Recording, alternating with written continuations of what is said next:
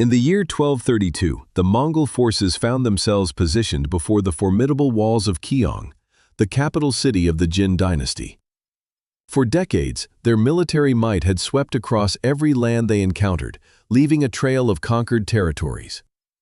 Entire kingdoms had collapsed under the relentless onslaught of their cavalry charges. Any cities that dared to resist their advance were ruthlessly reduced to mere ash and memory. By all accounts, the Mongols represented the most terrifying military power the world had ever witnessed. Then, without any prior indication, the sky above them erupted. A deafening explosion ripped through the air, shaking the very ground beneath their feet with a force far greater than any sound the Mongol warriors had ever experienced. The immense roar echoed for 30 meters across the open plains. In an instant, several Mongol soldiers simply ceased to exist. They were not felled by blades or pierced by arrows. They were incinerated, vaporized by a power that seemed to emanate directly from hell itself. The surviving warriors were paralyzed with terror, their horses rearing uncontrollably. For the first time in their extensive campaigns across Asia, the Mongols felt an emotion they rarely encountered: unadulterated, overwhelming dread. This moment marked their initial confrontation with gunpowder weapons, and the ensuing events would irrevocably alter the trajectory of military history. However, what truly makes this narrative so compelling is the Mongols' reaction, which diverged significantly from what one might expect from seasoned warriors confronted with an utterly bewildering new technology. Their response would unveil a profound insight into how they managed to conquer half of the known world, and it would ultimately be the catalyst for the dissemination of this fearsome new invention across 3 continents. Let's rewind to the genesis of this tale, because to grasp the full significance of what transpired at Qiong, it is essential to comprehend the sheer dominance achieved by the Mongol Empire. In 1206, a pivotal figure named Temujin successfully unified the warring nomadic tribes of Mongolia, subsequently adopting the revered title of Genghis Khan, meaning __0_. This was no mere boast. Within his own lifetime,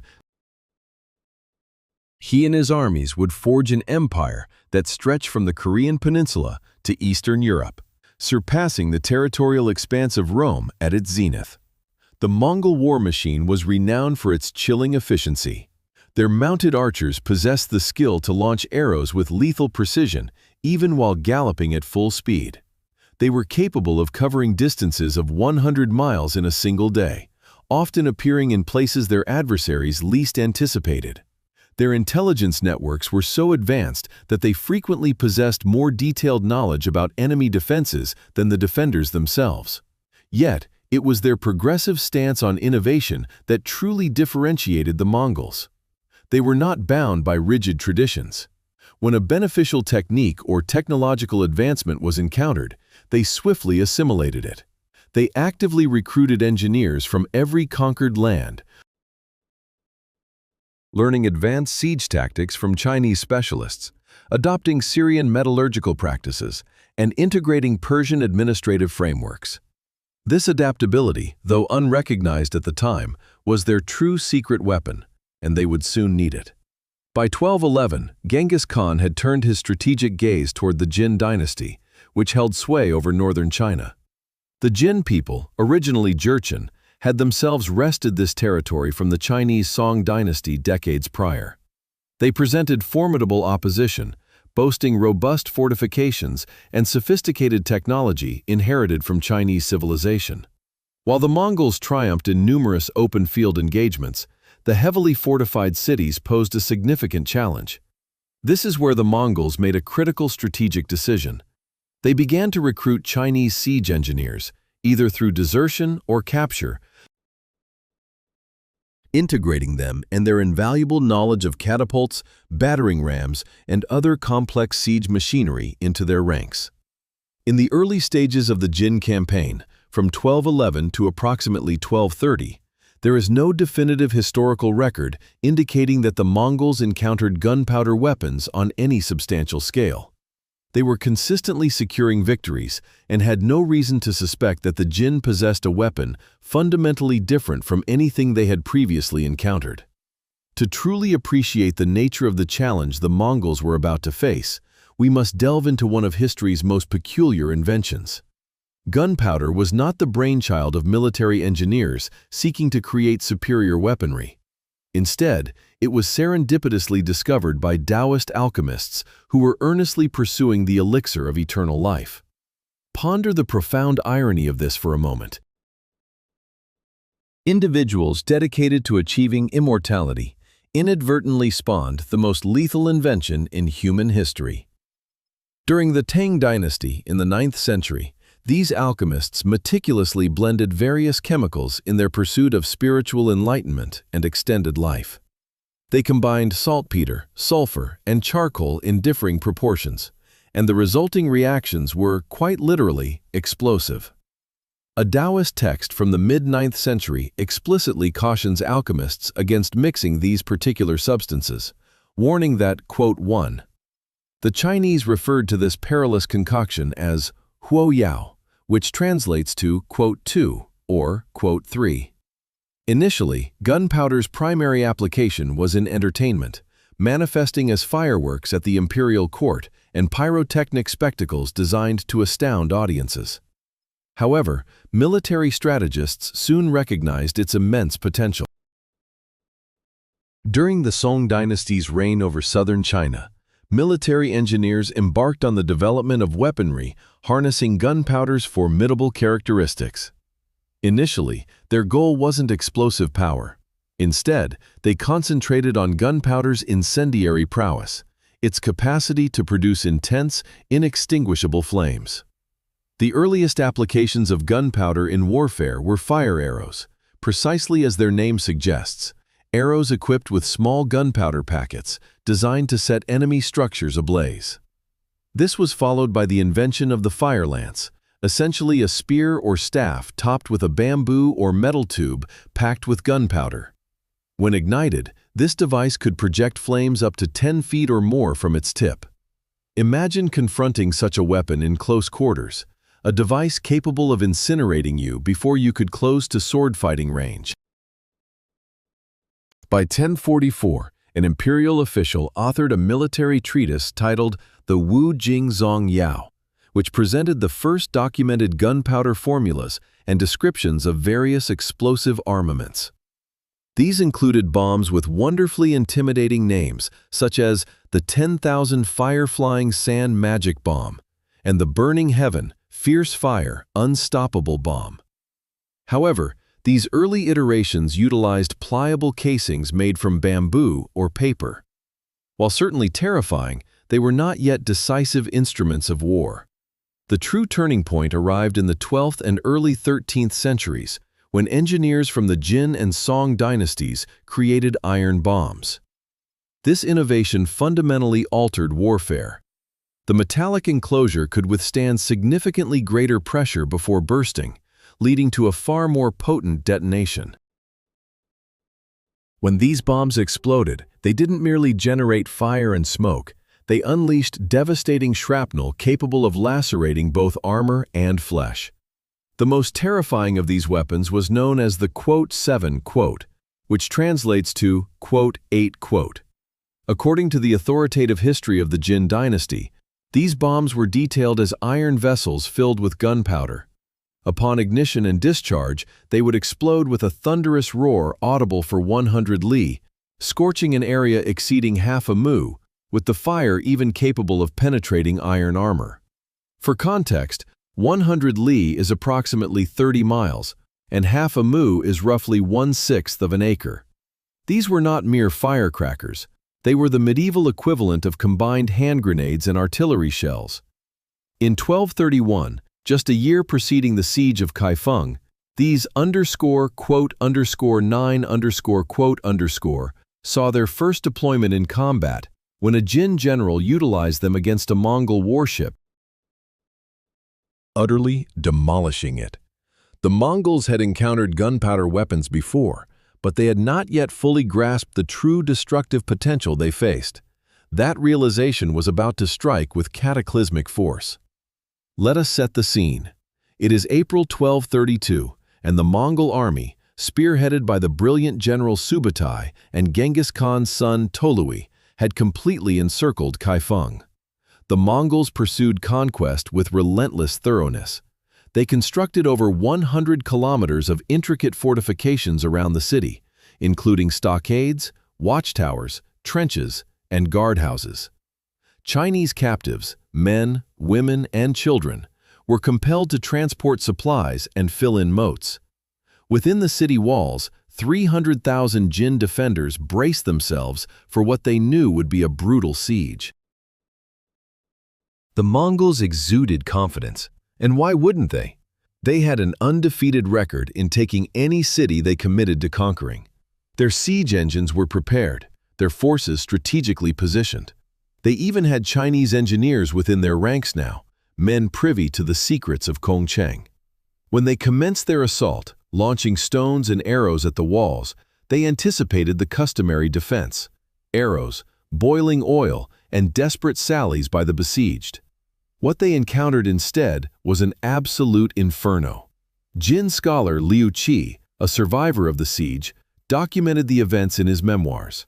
The assault against the city walls intensified, and bombs rained down as the enemy advanced. While the Mongols had previously seen bombs and encountered incendiary devices, what transpired next went far beyond their prior experience. From inside the walls, Liu Qi recounts, quote, 10. Allow me to vividly reconstruct this scene for you, because the historical accounts, though stark, depict something truly terrifying. When these iron bombs detonated, they produced a sound so immense it could be heard 30 miles away.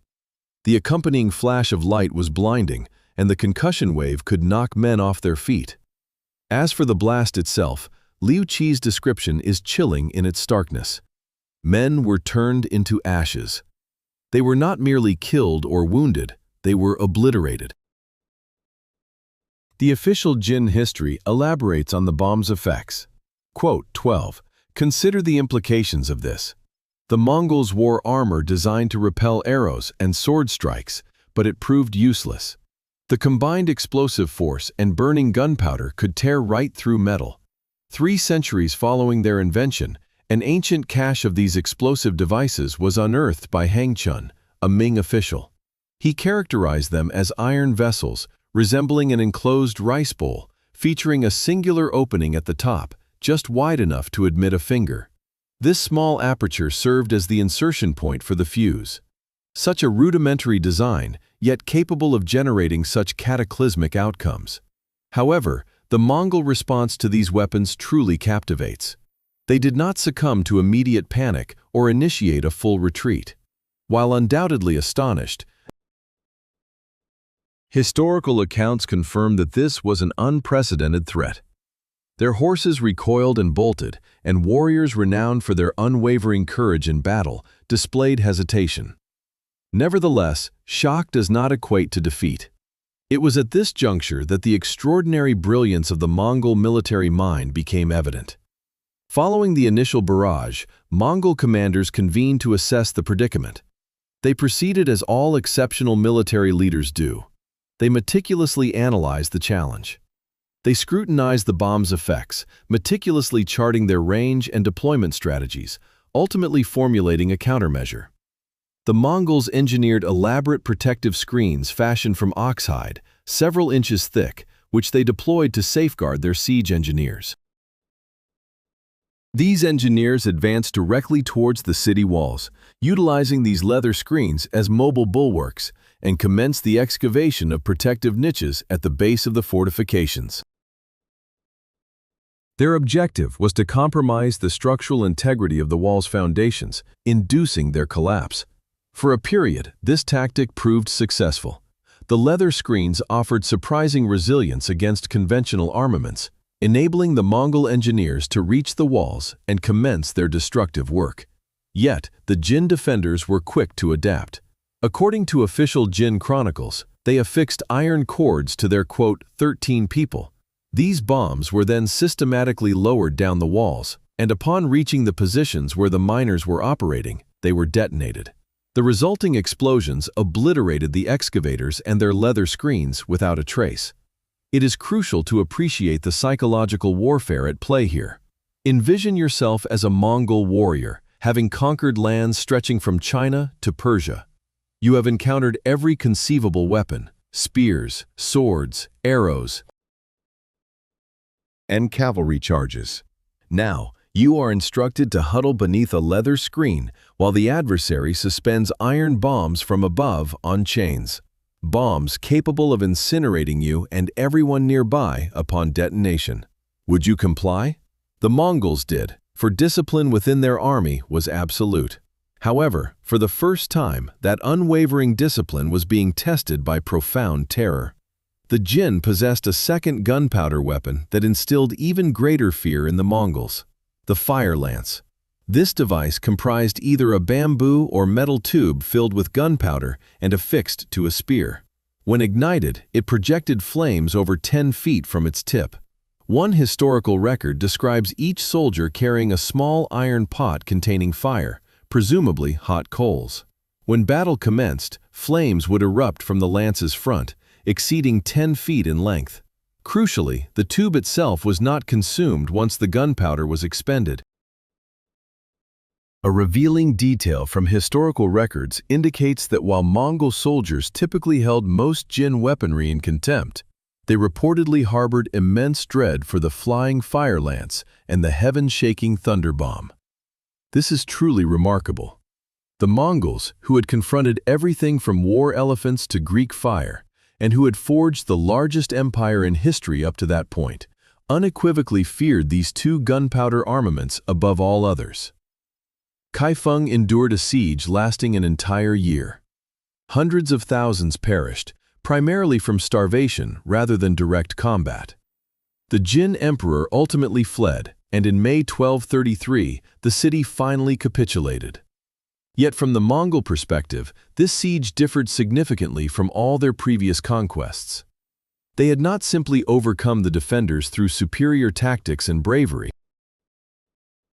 Instead, they had been compelled to withstand a weapon capable of lethal blows without warning, denying them the opportunity to employ their famed combat prowess. And this is where the narrative takes its most pivotal turn. Lesser conquerors might have responded to this terrifying new technology with fear and avoidance, dismissing gunpowder weapons as cowardly or dishonorable.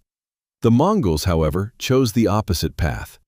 They resolved that if they could not defeat these weapons, they would master them. If this deep exploration into military history resonates with you, please consider hitting the like button. This type of meticulous historical research requires considerable effort, and your support enables the continued creation of these videos. Additionally, I encourage you to leave a comment below. I am eager to hear your thoughts on the Mongol strategy toward innovation. Would you have reacted in a similar fashion in their circumstances? Now, let us return to how the Mongols ultimately gained mastery over the very weapons that had once instilled such terror. The Mongol approach to gunpowder technology was both pragmatic and utterly ruthless. They captured Chinese engineers proficient in gunpowder manufacturing and weapon construction. Some joined willingly, lured by promises of wealth or convinced of the futility of resistance.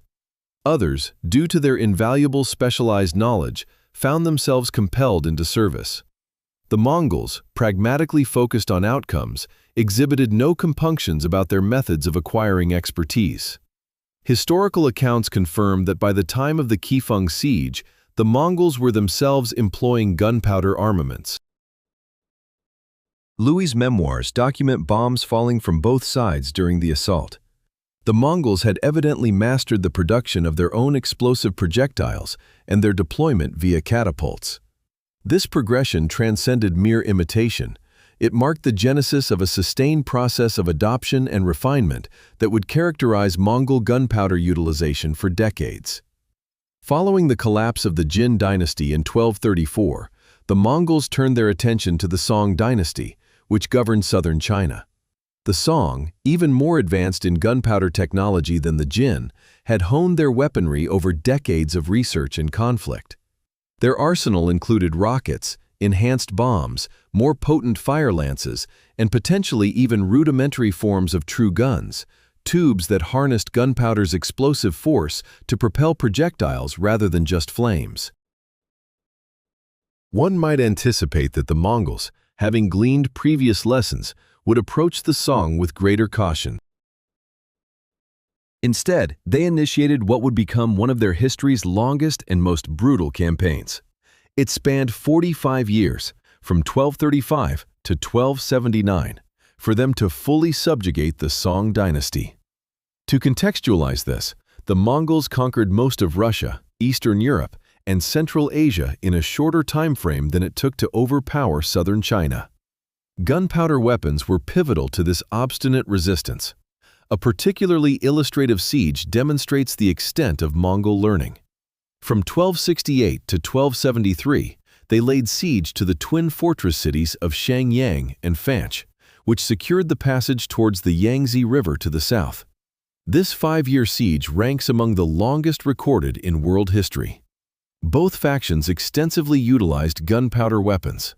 The Song deployed their entire array: fire lances, explosive bombs, rockets, and possibly even early cannons. The Mongols retaliated commensurately. However,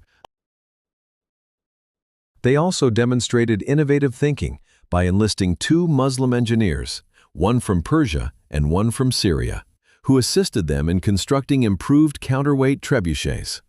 While not gunpowder weapons themselves, these machines could hurl larger projectiles, including gunpowder bombs, with greater range and precision than older traction trebuchets.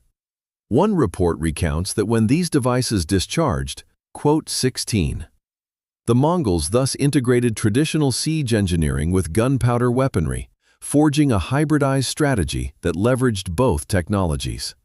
What I find most remarkable about the Mongol embrace of gunpowder, however, is their refusal to abandon their foundational strengths. Lesser military powers might have been so swayed by gunpowder's impact that they would have completely restructured their armies around it. The Mongols avoided this pitfall. They remain predominantly a cavalry power, with their mounted archers forming the bedrock of their military. Gunpowder weapons, formidable as they were, saw primary use in siege warfare and defensive fortifications. The Mongols grasped a truth that many military historians have emphasized. In the 13th century, gunpowder armaments were still too unreliable, slow to reload, and immobile to supplant cavalry on the open battlefield. The Mongols forged a unique military force, a hybrid amalgam that synthesized the mobility and shock power of mounted archers with the devastating siege capabilities of gunpowder weapons and Chinese engineering. By 1279, when they finally conquered the Song dynasty and established the Yuan dynasty, the Mongol armies comprised Mongol cavalry, Chinese infantry units equipped with gunpowder weapons, and specialized engineering corps proficient in manufacturing and deploying explosives. They subsequently disseminated this expertise across their empire, which was the largest contiguous land empire in human history, spanning from Korea to Hungary. Here, the narrative truly becomes global. Consider the Mongol Empire at its zenith. It functioned as a colossal communication network, linking East Asia to the Middle East and Eastern Europe. The famed Silk Road was not solely for silk. It served as a conduit for ideas, technologies, and innovations. And now, the Mongols, having mastered gunpowder weaponry, carried this technology wherever their forces advanced.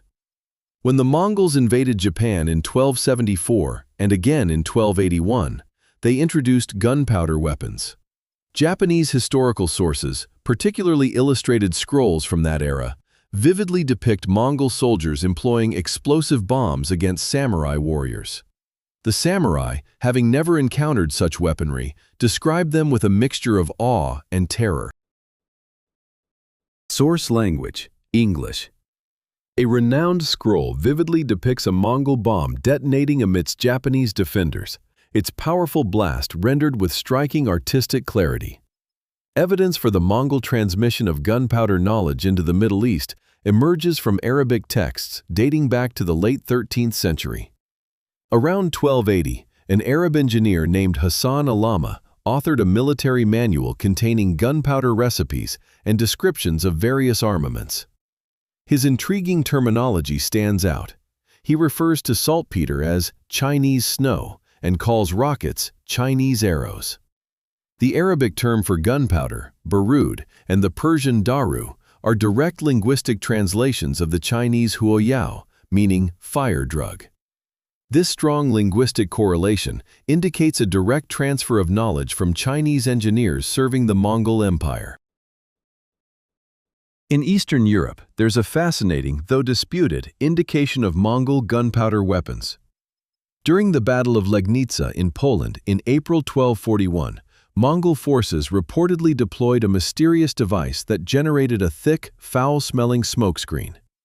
A 15th-century Polish chronicle describes a Mongol standard-bearer shaking a large banner topped with an underscore, quote, underscore 20 underscore, from which underscore, quote, underscore 21 underscore.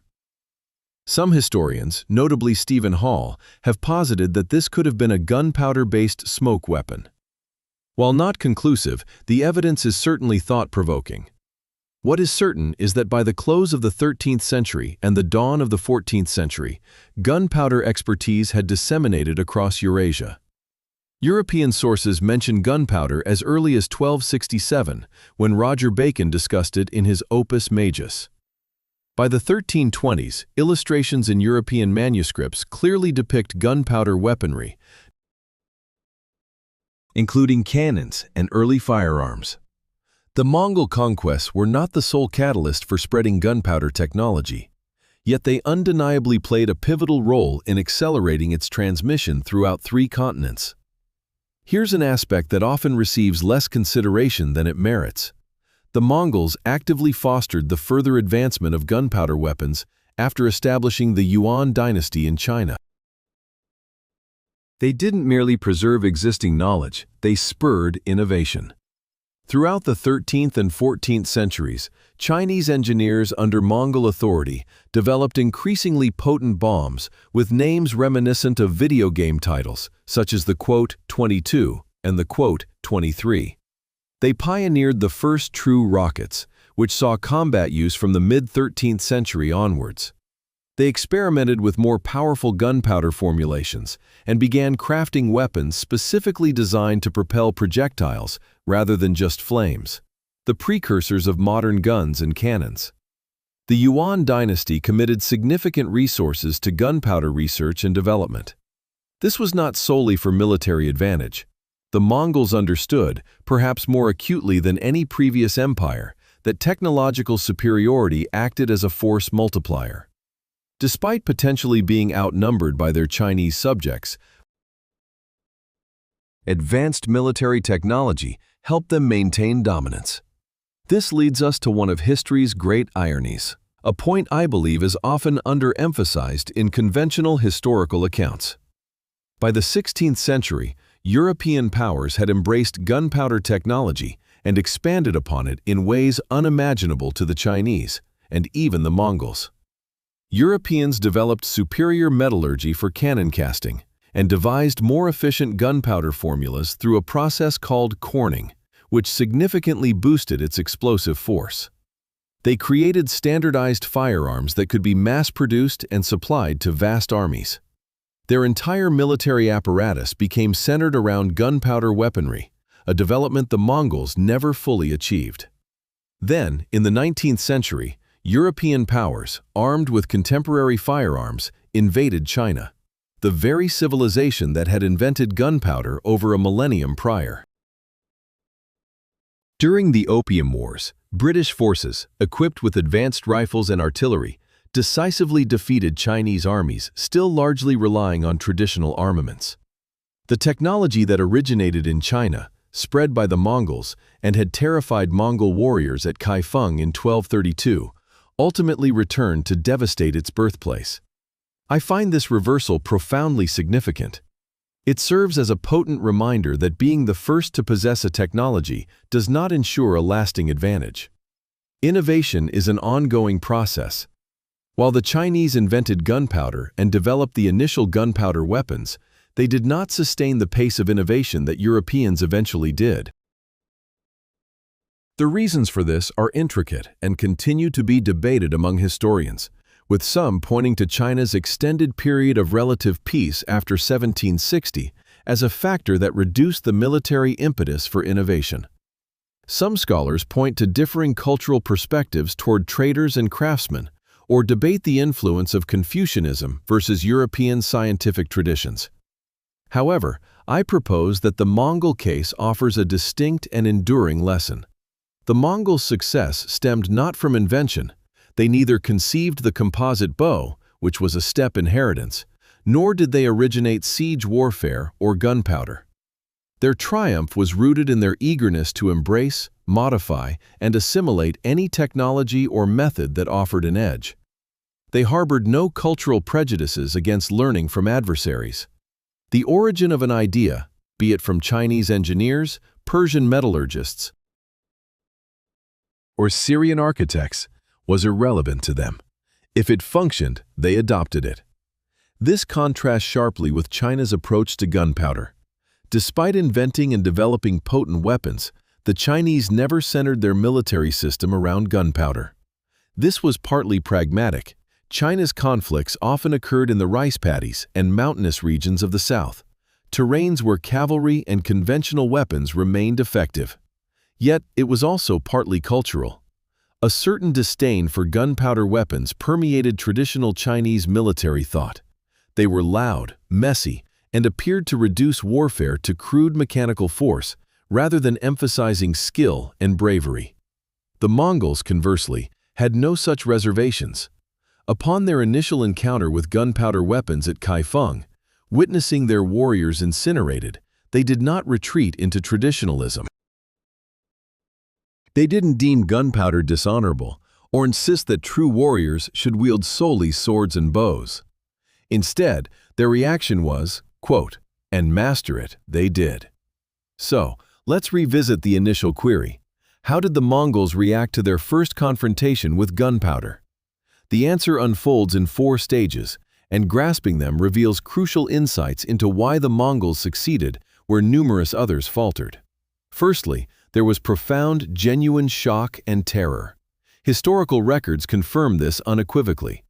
Warriors who had previously shown no fear in battle were petrified by these armaments. The heaven-shaking thunder bombs and fire lances were unparalleled in their experience. They killed without warning, denying a warrior any chance to employ skill or bravery. This was not Mongol cowardice, but a logical response to an incomprehensible new technology. Secondly, tactical adaptations quickly emerged. Within the same siege, the Mongols were already devising countermeasures. This included using leather shields to protect their siege engineers and developing new techniques for undermining walls amidst bombardment. They didn't just react emotionally, they analyzed the challenge and sought solutions with the resources at hand. Thirdly, strategic acquisition followed. The Mongols didn't merely defend against gunpowder weapons, they promptly began acquiring the expertise to manufacture their own. They captured engineers, seized arsenals, learned formulas, and within months were deploying gunpowder weapons themselves. This transcended mere pragmatism. It was a systematic approach to technology transfer that predated modern military-industrial practices by centuries. Fourthly, and most impressively, came integration and development. The Mongols didn't simply imitate the Jin and Song. They fostered further innovation. They merged gunpowder technology with their inherent strengths: mobility, intelligence gathering, and combined arms tactics. Effectively, they became the conduit that disseminated gunpowder technology across Eurasia, fundamentally reshaping warfare on 3 continents. Contrast this with the reactions of other civilizations to disruptive military technologies throughout history. Often there's denial, an insistence that the new technology is insignificant and traditional methods are superior. There's cultural resistance, arguing that the new technology is dishonorable or unsuitable for genuine warriors. There's institutional inertia, with existing military structures resisting change that threatens their status and expertise. The Mongols bypassed all of this. They transitioned directly from quote 27 to quote 28 without succumbing to denial or resistance. This is extraordinary and accounts significantly for their building the largest empire in history. Before concluding, consider if this pattern extends beyond medieval warfare. We are currently amidst our own era of disruptive technologies: artificial intelligence, quantum computing, biotechnology, and autonomous systems. Different nations, corporations, and institutions are responding to these shifts in varied ways. Some embrace them aggressively, while others remain resistant, citing ethical concerns, cultural fit, or the disruption of existing systems. The Mongol narrative suggests that flourishing during periods of technological upheaval hinges on swift adoption and adaptation. Even when advancements appear daunting or foreign. However, it also highlights another crucial aspect. Triumph isn't solely reserved for the originators. While the Chinese invented gunpowder, the Europeans ultimately dominated the gunpowder era. The Mongols, despite not inventing anything themselves, conquered half the globe by demonstrating unparalleled learning speed throughout history. This leads me to a central question for you, which I genuinely hope you'll address in the comments. In our contemporary world of rapidly evolving technology, do you align more with the Chinese innovators who created gunpowder yet didn't maximize its potential? Or are you more akin to the Mongols, prepared to embrace and adjust to whatever works, regardless of its origin? I believe this distinction, this readiness to learn from anyone and anywhere, remains a paramount factor in achieving success within any competitive landscape. The tale of the Mongols and gunpowder is fundamentally about flexibility, about gleaning knowledge from adversaries, and about possessing the fortitude to embrace novel approaches, even when they challenge established norms. When those initial earth-shattering thunderbombs detonated at Qiong, the Mongols had the option to cling to tradition, asserting that their cavalry and archery were sufficient. Instead, they confronted this terrifying new technology and declared, "Teach us." That decision, made during a brutal siege nearly 800 years ago, reshaped the world. Gunpowder weaponry disseminated across Eurasia at an accelerated pace, fundamentally altering warfare and, eventually, the entirety of human civilization. The next time you encounter news of some groundbreaking new technology, whether it pertains to warfare, commerce, or daily living, recall those Mongol warriors standing before Qiong's walls, witnessing their comrades perish, and choosing to learn rather than retreat. If this video prompted you to reconsider history, innovation, or our reactions to disruption, please do me a favor. Tap that subscribe button and activate the bell so you don't miss upcoming videos. Share this with anyone interested in military history or grappling with transformative change in their own field. And most certainly, leave a comment below sharing your thoughts. I genuinely read every single one, and your insights frequently spark concepts for future content. History isn't merely about the past, it's a testing ground for comprehending how humans respond to challenges, and the lessons we acquire can be remarkably pertinent to our modern existence. The Mongols grasped a fundamental truth. During times of change, the victors aren't the strongest or the most traditional, they are the most adaptable. They are the ones who learn fastest and integrate new information most effectively. So, which path will you choose? The innovator who rests on past achievements, or the adapter who ceaselessly learns from everyone around them? Provide your answer below, and let's explore what the Mongols can teach us about excelling amid disruption. Thanks for watching, and I'll catch you in the next video.